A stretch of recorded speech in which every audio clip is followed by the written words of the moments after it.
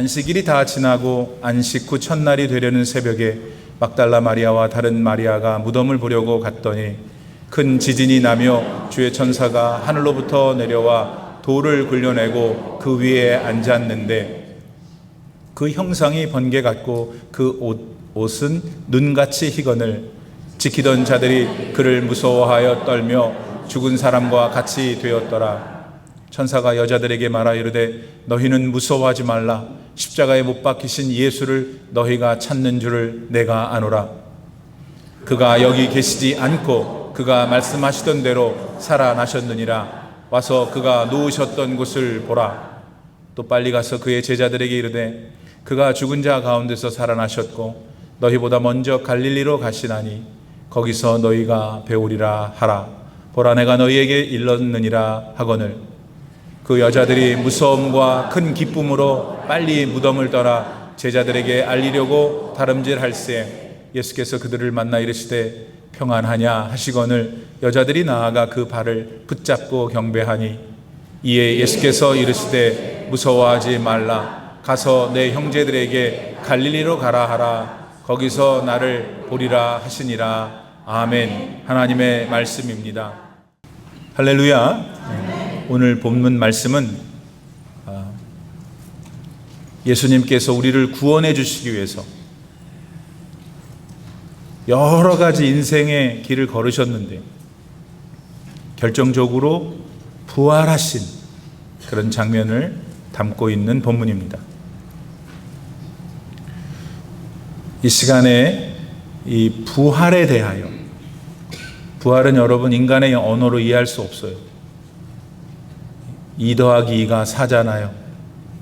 그런 방식으로 부활을 이해할 수 없어요. 그렇다고 없는 게 아니에요. 부활은 하늘의 언어입니다. 부활은 영원한 생명입니다.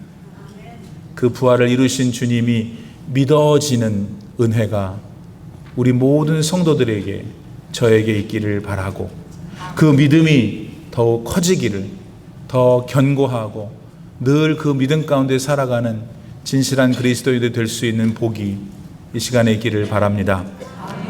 오늘 본문 1절 말씀에 나오는 두 여인 막달라 마리아와 다른 마리아, 여러분 이 여자들은 당시 예수님에 대해서 어떤 생각을 갖고 있었던 사람들일까요? 아니 예수님을 어떤 분으로 도대체 여겼길래 그 깜깜한 새벽임에도 불구하고 음산한 기운이 사람 마음을 오그라들게 하는 무덤으로 갔던 걸까요? 만약에 그들이 예수님 시신에 발라드릴 향품을 준비해서 갔었다면 당시의 물가를 고려할 때 그 값이 아주 비싸지 않았을까요, 여러분? 지금도 비싸지만. 그럼에도 불구하고 그 여인들은 그 돈이 아깝지 않을 만큼 예수님을 위해서 갔습니다. 예수님한테 예수님은 도대체 어떤 존재였을까요? 일반적인 우리의 경험에 비춰볼 때 이 여인들에게 예수님은 최소한 어떤 은인이 되는 분이셨으면 틀림없습니다. 그 여인들이 예수님 생전에 예수님께 받은 것들이 많이 있는데 그 은혜가 너무 고마워서 그렇게라도 하지 않으면 안 됐던 거죠. 가령 예수님께서 여러 병들을 고쳐주신 것이 그 예가 될 수 있겠죠. 또한 주옥 같은 지혜의 말씀으로 그들을 매 순간 분초마다 깨우쳤던 일들이 그것이 될 수도 있겠고요. 그리고 거기에 더해서 그들이 예수님을 만나서 대화를 할 때마다 그 예수님께 느꼈던 자상한 예수님의 마음, 입에서 나오는 모든 말씀이 자기들을 격려하는 그 놀라운 말씀들, 그리고 가장 중요한 것은 예수님은 도대체 사람을 차별하지 않으십니다. 부자도 받아주시고 가난한 사람도 받아주시고 잘생긴 사람도 받아주시고 못생긴 사람도 받아주시고 여자도 받아주시고 남자도 받아주시는 차별 없는 사랑으로 대하셨던 그런 모습들이 예수님을 잊지 못하게 한 것이 아니었을까 하는 것입니다. 물론 어떤 분들은 이 여인들이 예수님께서 지금 부활하실 것을 믿고 그곳에 갔을 것이라고 주장할 수도 모릅니다. 그도 그럴 것이 이 여인들이 무덤에 찾아간 날이 공교롭게도 예수께서 무덤에 계신 지 3일째 되는 날이었습니다. 이 3일째 되는 날 예수님께서는 당신께서 부활하실 것이라고 생전에 무려 4번씩이나 말씀하셨으니까 만약 그걸 들었다면 여자들이 믿었다면 그러니까 거기에 무덤에 갔을 것이라고 주장할 수 있는 것이죠. 그러나 그녀들이 꼭 그런 것은 아니었다는 걸 우리는 본문 5절 말씀에서 천사가 이렇게 말한 걸 보고 알 수 있습니다. 천사는 이렇게 말했죠. 너희가 십자가에 못 박힌 예수를 찾으러 왔구나. 천사의 눈에 그 여인들은 부활하신 예수님을 찾아온 게 아니라 돌아가셔가지고 무덤에 누워 계셨던 예수님을 찾아왔던 겁니다. 그러나 여러분, 그럼에도 불구하고 그런 마음 가지고 예수님을 찾아왔다 하더라도 오늘 예수님의 자녀들인 우리들은 이 여인들로부터 여러 가지를 배울 수 있어야 합니다. 그 중에 첫 번째는 그녀들은 예수님께 받은 그 많은 은혜에 대해 감사할 줄 알았다는 겁니다. 그것은 다른 말로 하면 당시 그들이 예수님께 받은 말씀이 있었을 때 아멘했고 또 그 아멘으로 받은 말씀을 그들의 삶 속에서 살려고 최선을 다했다는 것을 말해줍니다. 만일 그들이 그렇지 않았다면 그 새벽에 예수님 계신 무덤에 일부러 찾아갔겠습니까? 그건 절대 아니죠. 그러나 그들은 갔어요. 은혜를 받은 게 사실이었고 그 사실에 대해서 항상 감사하는 마음으로 그들은 살고 있었기 때문입니다.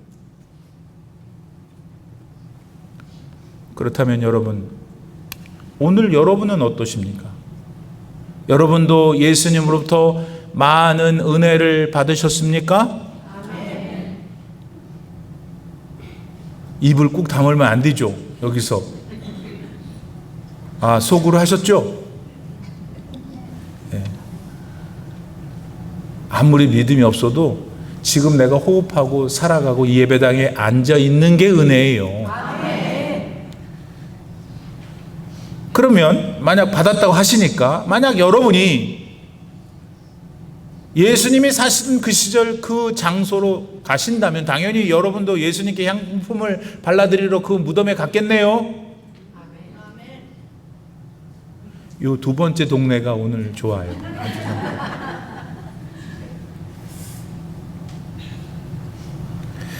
그리고 갔다면 그런 분들이시니까 너무나 당연히 지금도 나의 현재의 삶에서 예수께서 바라시고 있는 삶을 살고 계실 거죠. 그렇죠?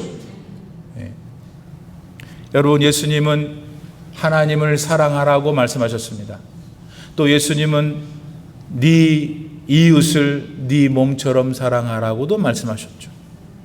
그리고 이러한 하나님 사랑과 이웃 사랑 이 두 개가 성경이 말하고자 하는 모든 내용의 핵심이라고 말씀하셨습니다. 그러므로 이런 주님의 명령을 잘 실천하시며 살아야 합니다. 사랑하는 여러분, 본문 말씀의 그 두 마리아는 예수께서 부활하신 사실을 목격하기 전에도 그런 삶을 살았습니다. 맞죠? 그 무덤에 가니까 예수님 부활한 걸 봤잖아요. 그런데 오늘 우리는 어떠냔 말이에요. 우리는 이미 부활하신 예수님을 만났잖아요. 목사님 어떻게 만났어요? 말씀을 통해서 만났잖아요. 여러분, 또 그분의 은혜와 사랑을 현재 누리고 있지 않습니까? 따라서 예수님이 주신 은혜를 감사하려면은 이 마리아들보다 최소한 우리는 2배는 더 감사해야 되잖아요. 이 부활의 아침에 먼저 그 사실을 깨달아 인정하고 이 시간 이후로 그렇게 살아가시는 여러분들이 다 되시기를 바랍니다. 아멘. 자, 그런저런 마음으로 예수님의 무덤에 당도한 두 여인이었습니다. 근데 거기서 뜻하지 않게 그녀들이 전혀 생각하지 않는 어떤 존재를 만나게 돼요. 그건 바로 모습이 번개 같고 옷이 흰 주의 천사였습니다. 여러분, 천사는 하나님께서 저와 여러분도 만드시고 돌도 만드시고 산도 만드시고 많은 피조물들을 만드신 것처럼 하나님이 만드신 존재들입니다. 근데 이 천사들 중에 하나님께 대들고 반역한 대장 천사가 마귀고 사탄이잖아요. 그 사탄의 쪼무라기들이 귀신이에요. 이 천사들이든 귀신들이든 우리 육안으로는 보이지 않으니까 믿는다 안 믿는다 이제 하잖아요. 하지만 사실 우리 눈에 보이는 것만 존재하는 것이라고 말할 수는 없지 않습니까? 공기가 보여요? 공기가 보여요? 눈이 좋으시구나. 공기는 눈에 보이지 않지만 없어요? 아니지. 사랑이 눈에 보여요? 근데 누가 이 중에 사랑이 없다 말할 수 있어요? 아무튼 한 주의 천사가 두 여자한테 예수께서 부활하신 것을 전해줍니다. 그런데 그런 사실을 전해주는 천사의 어조가 말입니다, 그렇게 흥분되어 있지 않아요. 자기도 갑자기 와서 경험한 것처럼 막 마음이 이렇게 호들갑스러워 보이지도 않아요. 천사가 여러분 그런 스테디하고 냉정한 감정을 유지할 수 있었던 이유는 뭘까요? 예수님의 부활은 예수님께서 생전에 말씀하신 그대로 일어났기 때문입니다. 실제로 천사는 그 사실을 다음과 같이 확인해 주죠. 본문 6절 말씀을 읽어드립니다. 예수께서 여기 계시지 않고 그가 말씀하신 대로 살아나셨느니라. 여러분, 예수님 십자가에서 모진 고난을 당하시고 약 6시간 만에 돌아가셨습니다. 그리고 아리마대 요셉이 마련한 그 무덤에 잘 안치되셨고요. 근데 그렇게 시신으로 무덤에 누워 계셨던 예수님 도대체 지금 어떻게 되신 겁니까? 정말 당시 유대 종교 지도자들이 혹시나 하고 경계했던 것처럼 예수 그리스도의 제자들이 그분의 시신을 훔쳐가지고 어디론가 가 버린 걸까요? 근데 여러분 한번 이 지점에서 깊이 생각해 보십시오. 만약에 그런 일이, 즉 예수의 제자들이 시체를 어디론가로 가지고 갔다는 일이 실제로 일어났다면은 당시 유대 종교 지도자들과 그 당시에 있었던 기자들이 그 같은 사실을 근거로 해서 얼마나 대서특비를 했겠어요. 봐라, 우리가 예견하지 않았느냐, 제자들이 예수의 시신을 훔쳐가서 부활한 것이라고 말할 것이라고 우리가 하지 않았냐, 했을까요, 안 했을까요? 엄청 떠들어댔을 겁니다. 근데 아십니까? 그렇게 특종이 되었던 문건은 그 사건 이래로 지금까지 단 하나도 발견되지 않았어요. 어째서이죠? 그건 예수님의 시신은 도둑맞은 게 아니라 예수님 스스로 죽음의 권세를 깨부시고 부활하셨기 때문입니다. 내 죄와 사망의 권세를 이겨내시고 내가 너로 하여금 그렇게 할 것이다, 내가 너도 부활하게 할 것이다 라는 것을 보여주시기 위해서 예수님 부활하신 것입니다. 사랑하는 여러분, 성경에는 많은 순교자들에 대해 기록해 놓았습니다. 근데 그 중에 대다수가 왜 순교했냐면 여러 가지 다른 일도 있지만 예수님께서 부활하셨다는 사실을 증거하다가 죽은 거예요. 성경의 역사나 인간의 역사를 돌아볼 때 실제로 기독교 신앙을 위해 순교한 분들이 참 많죠. 그런데 그중 상당수는 여러분 부활을 증언하다 죽임을 당한 것이라니까요. 자, 근데 여러분 잘 보세요.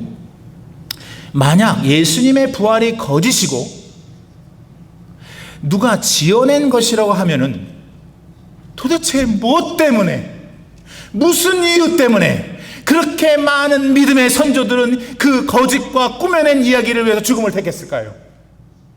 답해 오세요.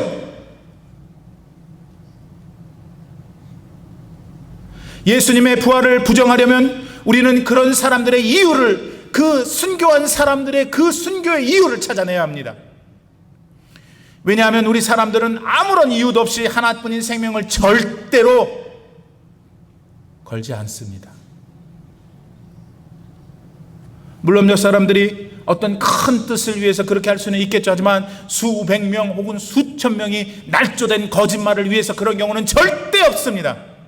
오히려 예수님께서 실제로 죽은 자 가운데서 부활하셨기 때문에 그럴 수밖에 없었던 겁니다.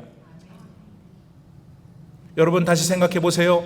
지금 안식일이었던 그날이 주일로 바뀌었습니다. 당시 할례가 번성했던 그 할례가 멈추고 세례로 바뀌었습니다. 그리고 하나님을 찬양하던 회당이 지금 교회로 변해버렸습니다. 어떻게 이것이 이렇게 된 것입니까? 도대체 이렇게 된 사회학적인 이유를 어디서 우리는 찾을 수 있단 말입니까? 예수님이 부활하셨기 때문입니다.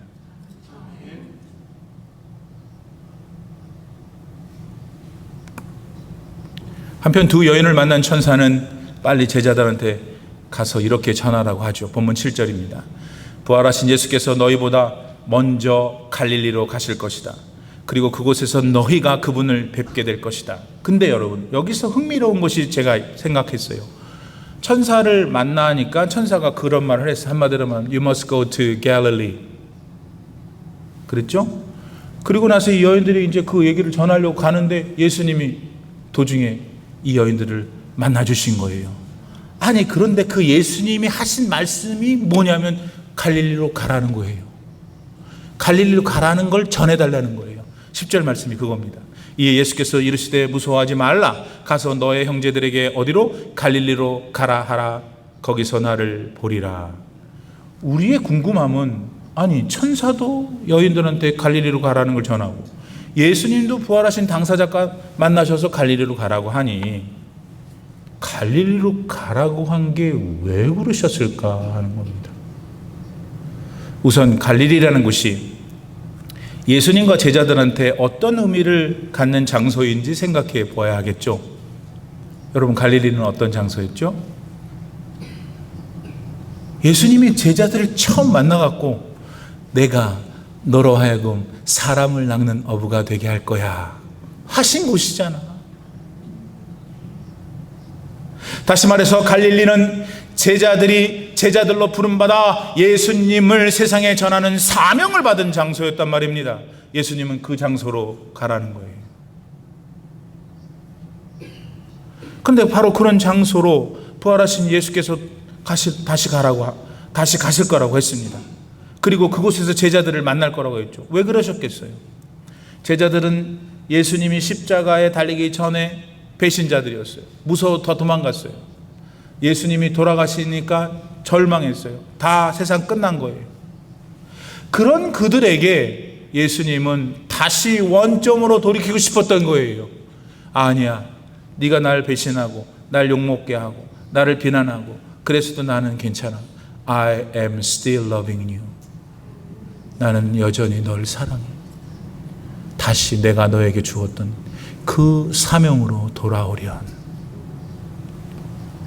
여러분, 솔직히 베드로가 얼마나 욕을 먹어요? 왜 욕을 먹어요? 3번이나 부인했기 때문에. 그러니까 우리는 그동안에 예수님을 배반한 사람이 베드로밖에 없는 줄 알아. 여러분, 아니, 나머지는 이미 도망가 버렸어. 걔네들은 다 어디 갔는지도 몰라. 근데 복음서에 보니까 마가라고 추정되는 제자 중에 한 사람은 얼마나 빠르게 도망갔는지, 빨개 벗고 도망가다 창피하니까 자기 입을 도집어 쓰고 도망가다 그러잖아요. 다 도망갔어. 다 배반했어. 배반한 대표가 베드로예요. 베드로 3번 부인한 그 베드로를 갈릴리에서 만나서 예수님 뭐라고 하셨어요? I love you. Do you love me? 베드로가 한 행위에 대해서 주님 물어보지 않으셨어요. 너 아직 나를 사랑하느냐? 내 양을 치라. 너로 하여금 사람을 낚는 어부가 되게 할 거야. 똑같은 말씀 하시는 거죠. 똑같은 사명을 주신 것이죠. 자, 그랬는데 이게 더 중요해요. 오늘 여러분의 갈릴리는 어디입니까? 목사님, 무슨 저거 갈릴리, 저는 충청도 어제 태어났는데. 다시요. 여러분의 갈릴리는 어디입니까?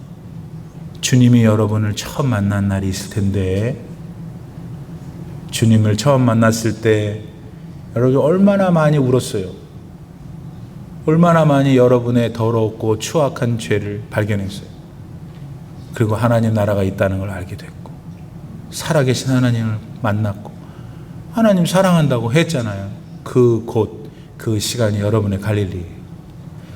오늘 부활이 믿냐 없냐, 철학적으로 이성적으로 그것도 필요하죠. 오늘 더 중요한 건 여러분, 저는 말씀을 준비하면서 예수님이 여러분을 지금도 여전히 사랑하신다는 걸 여러분이 믿었으면 좋겠어요. 주님이 여러분을 사랑하고 또 사랑한다는 걸 믿으면 부활이 믿어져요.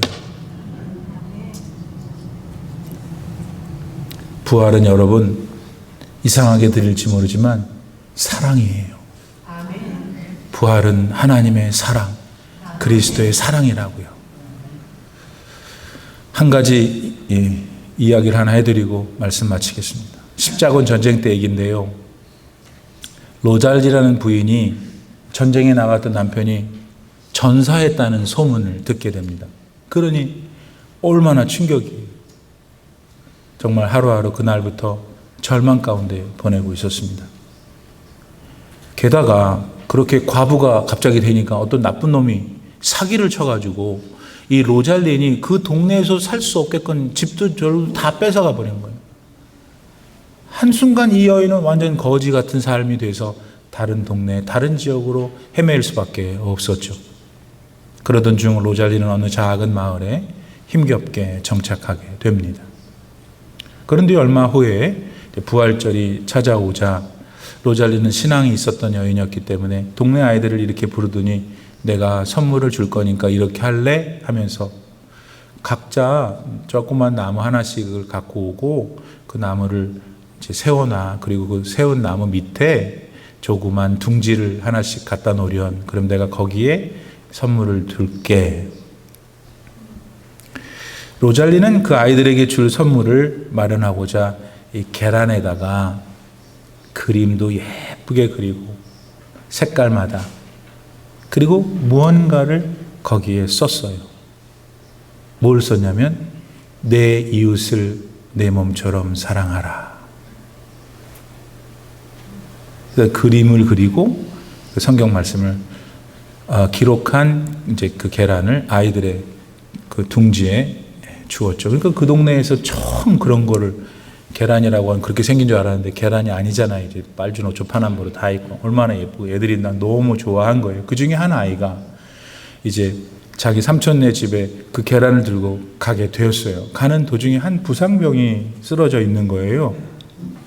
이 아이도 착한 아이였는지 자기가 받은 달걀을 그 부상병한테 건네주었답니다.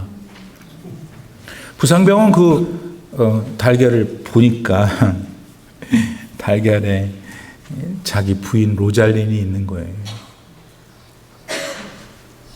그리고 그 여인이 자기 부인인 걸 확신할 수 있었던 것은 옆에 내 이웃을 내 몸처럼 사랑하라는 것이 자기 집 가훈이거든. 남편이 전사한 줄 알았던 여인, 어디서 어떻게 만날 줄 몰랐죠.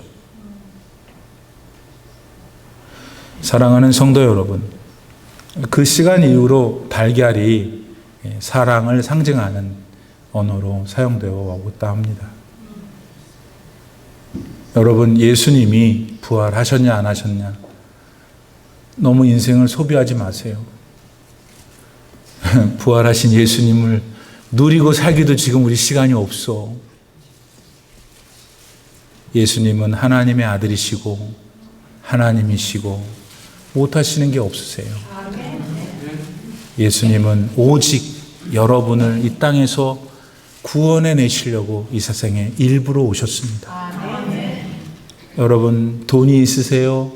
머리가 다른 사람보다 좋으세요? 잘생기셨어요? 예, 지금 뭐 넉넉합니까? 사랑 관계도 좋습니까? 다 좋죠. 축복이고 여러분 모두가 그런 삶을 누리길 바랍니다. 그러나 언젠가 우리는 이 세상을 떠나야 합니다. 그것은 우리 안에 있는 죄 때문입니다. 누구도 피할 수 없어요. 그래서 우리가 죽게 되는 것입니다. 그리고 다 그것으로 끝납니다. 라고 많은 세상 사람은 생각합니다. 그리고 우리는 그렇지 않습니다. 우리는 사망이 하나님의 나라에 들어가는 문입니다. 할렐루야. 그 문이 되어주신 분, 그 길이 되어주신 분, 예수 그리스도, 거룩하신 하나님이 오늘 여러분 영혼 속에서 역사하십니다. 그분을 받아들이고 아멘으로 모시며 이제부터 남은 여러분의 수많은 세월들을 지혜롭고 행복하고 감사하고 기쁜 천국 백성들로 살아가시기를 바랍니다.